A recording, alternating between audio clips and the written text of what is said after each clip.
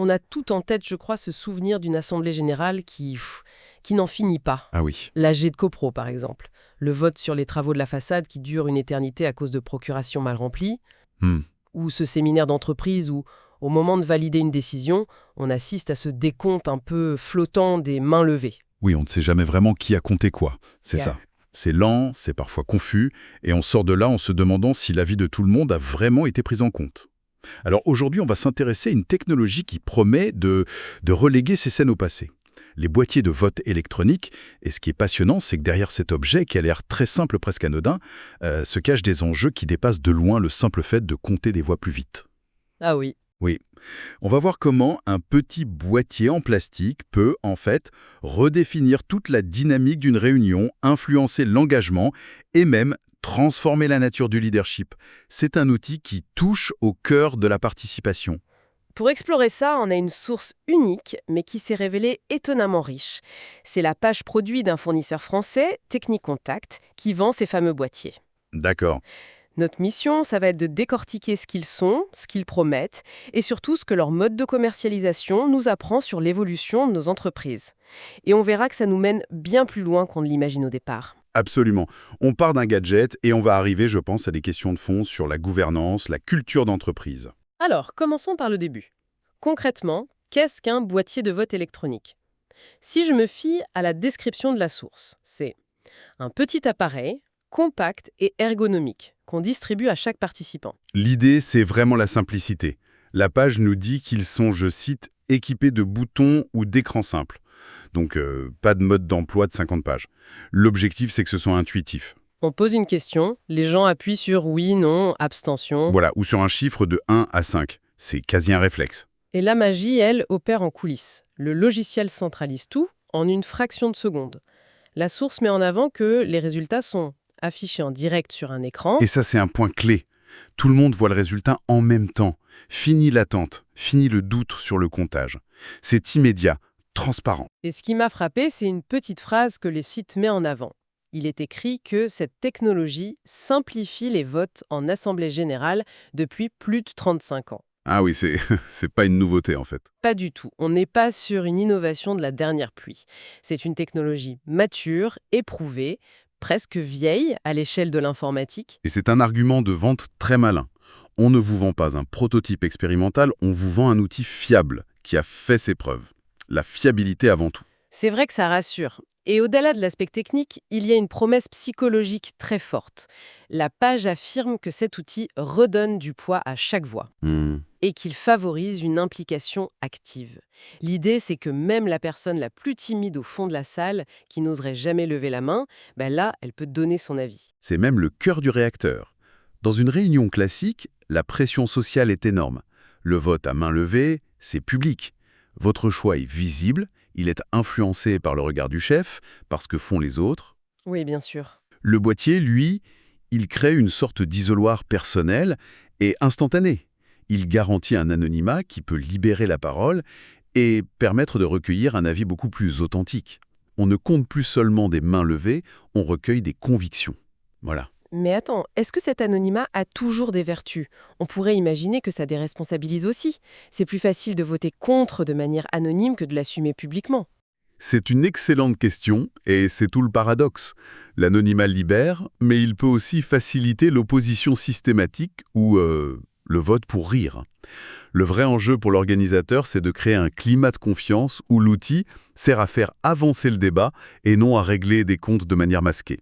L'outil ne fait pas tout. Non, la culture de l'organisation reste primordiale. Je vois. Et ce qui m'a surpris aussi, c'est l'éventail des applications.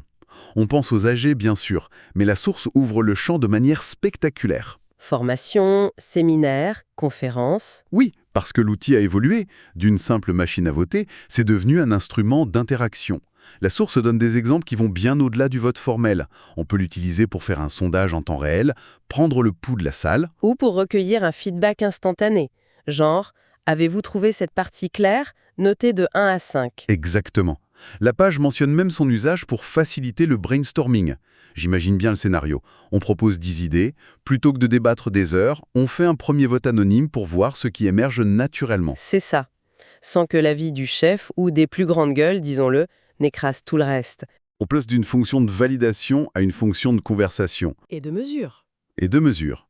La source utilise une expression très juste, mesurer la compréhension de l'audience.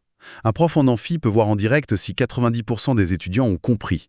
S'il n'y en a que 10%, il sait qu'il doit réexpliquer. Ça transforme la pédagogie. Donc l'outil est un vrai couteau suisse. Mais j'imagine que le fabricant met en avant des bénéfices très concrets pour convaincre un acheteur, un directeur financier par exemple. Alors là, oui, la page de vente est très bien faite. Elle attaque sur plusieurs fronts. D'abord, il y a l'argument massu, la logistique et les économies. Le plus simple à quantifier. Voilà, on vous parle de logistique simplifiée. Plus de bulletins papier, plus d'urnes et donc des économies de temps et d'argent. Le dépouillement est automatique. C'est des heures de travail en moins. On entre par la porte du comptable en somme. C'est malin. Oui, on achète un outil de productivité et on se retrouve avec un outil qui transforme la prise de parole. Et c'est là qu'arrivent les autres arguments, plus qualitatifs. La source parle d'augmentation des interactions. Et de flexibilité maximale. Le vote peut être ouvert 24 heures sur 24, sur plusieurs jours. On sort du carcan du « il faut être là physiquement le mardi à 15 heures ». C'est totalement adapté au travail hybride. Absolument. Mais il y a un autre avantage qui aujourd'hui n'est plus une option, c'est la sécurité et conformité. La page mentionne bien le respect des normes RGPD et de la SNIL. D'accord. Et elle garantit un vote qui est à la fois anonyme et traçable. Alors ça, c'est un peu contradictoire, non? Anonyme et traçable. Pas du tout. Et c'est la clé de voûte du système. Anonyme pour les participants. Personne ne peut savoir ce que Marc ou Julie a voté. OK. Mais traçable pour l'organisateur.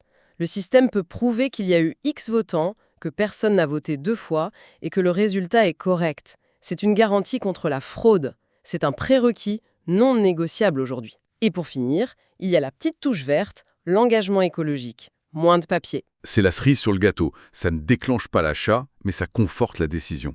Donc on a un socle d'avantages pratiques, une promesse d'amélioration de la gouvernance, et le tout emballé dans un paquet de conformité réglementaire. C'est très solide. D'accord. Et pour s'adapter, on trouve sur la page non pas un, mais toute une gamme de boîtiers.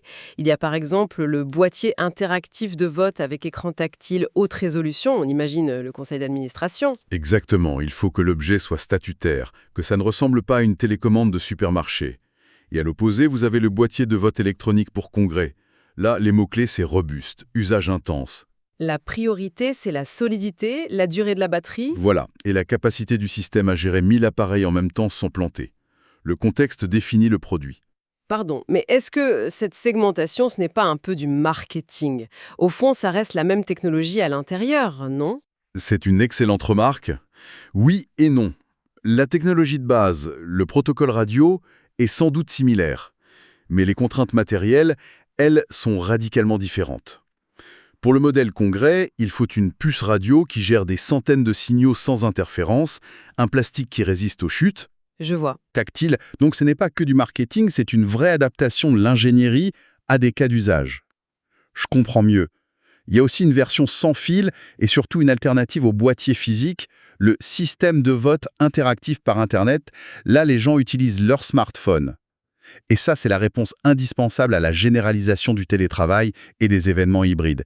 La pandémie a rendu cette option essentielle. Une solution de vote qui n'inclurait pas une option à distance aujourd'hui serait incomplète. Bon, le produit est clair, les avantages aussi. C'est une solution pro bien marketée. Par curiosité, j'ai voulu en savoir plus sur cette entreprise, Technic Contact. Je me suis dit, spécialiste de l'événementiel, de la formation. J'ai commencé à naviguer sur leur site, et là, alors, Je suis tombée sur quelque chose que je n'avais absolument pas vu venir. On est très, très loin des séminaires d'entreprise. nous y voilà. Racontez-moi. En explorant les catégories de produits, je vois d'abord mobilier urbain. Je clique. Je tombe sur des bancs publics, des abribus, des caches-poubelles. D'accord. Je me dis, tiens, c'est varié. Je continue. Catégorie matériel pour collectivité. Là, on trouve des décorations de Noël pour les mairies, des isoloirs, des urnes et des drapeaux français. Ok, on reste dans le secteur public, les collectivités. Ça se tient encore. Attendez, ça ne fait que commencer. Catégorie suivante, équipement industriel. On y trouve des groupes électrogènes, des transpalettes et des fraiseuses. Attendez, des fraiseuses.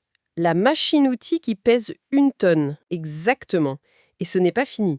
Il y a aussi une catégorie matériel de cuisine, avec des friteuses pro, des fours à pizza, une autre matériel agricole avec des auges et des abreuvoirs. C'est incroyable. Et ma préférée, équipement sportif et de loisirs. On peut y acheter de l'équipement de ski, des trampolines, des cages de foot et du matériel de paintball. C'est absolument fascinant. Ce que vous décrivez, ce n'est pas un spécialiste de la tech, c'est un... Un hypermarché pour professionnels. Le site se décrit lui-même comme la marketplace des entreprises et des collectivités. C'est un gigantesque fournisseur B2B généraliste. Ce qui veut dire que notre boîtier de vote, qu'on vient d'analyser comme un outil de pointe pour la dynamique de groupe, Est vendu au même rayon métaphoriquement qu'un chariot élévateur ou un four à pizza. et c'est sans doute la conclusion la plus importante de notre exploration. Son positionnement commercial nous en dit énormément sur son statut. Il n'est plus vendu comme une innovation de rupture. Il est vendu comme un équipement standard, une fourniture. Comme le Wi-Fi dans une salle de réunion. On s'attend à l'avoir, c'est tout. Précisément. Sa présence dans ce catalogue hétéroclite est la preuve ultime de sa banalisation. Ça veut dire que cette technologie est maintenant considérée comme un équipement de base pour toute organisation qui fait des réunions. Ce n'est plus l'apanage des conventions high-tech, c'est une commodité. Le parcours est assez fou, hein. On est parti d'un petit objet en plastique pour rendre les réunions plus efficaces et on atterrit dans un immense catalogue en ligne qui vend de tout, des abris de jardin au système de vidéosurveillance. C'est une synthèse parfaite. L'idée clé, c'est ce double mouvement. D'un côté, une technologie simple qui répond à des enjeux fondamentaux de dynamique de groupe, et de l'autre, son positionnement commercial qui nous montre à quel point elle est désormais normalisée. Intégré, c'est très clair. On est vraiment passé de l'innovation à l'équipement de base. Tout à fait. Et pour finir, je pense que ça ouvre une réflexion plus large. La source insiste beaucoup, on l'a vu, sur les résultats en temps réel et le feedback instantané. Oui, Cette capacité à mesurer constamment l'opinion d'un groupe, ça change potentiellement la nature de leadership. c'est-à-dire, on pourrait penser que c'est une bonne chose, non? Un dirigeant plus à l'écoute? C'est là que la question se pose. Est-ce qu'un dirigeant qui obtient une quantification immédiate de l'adhésion ou de la résistance à chacune de ses idées devient-il vraiment plus à l'écoute et plus réactif? Oui. Ou au contraire, ne risque-t-il pas de devenir plus prudent, plus craintif, hésitant à proposer des projets audacieux, des visions à long terme qui pourraient être impopulaires au premier abord et se traduire par un mauvais score à l'écran? C'est le risque de la tyrannie de l'opinion instantanée. La peur de voir un graphique rouge s'afficher si on propose une idée qui sort du cadre. Voilà, ça pourrait pousser à ne proposer que des idées consensuelles pour s'assurer un bon score. Et on perd l'audace. On perd l'audace. Et ça nous amène à la différence fondamentale entre diriger, ce qui implique parfois d'aller contre l'opinion du moment, et simplement gérer un consensus. Ces outils, en fournissant une mesure permanente de l'opinion, pourraient dangereusement brouiller cette frontière. Ils peuvent rendre un leader meilleur, mais ils peuvent aussi l'enfermer dans une gestion à court terme de sa popularité. C'est une pensée à méditer, je crois.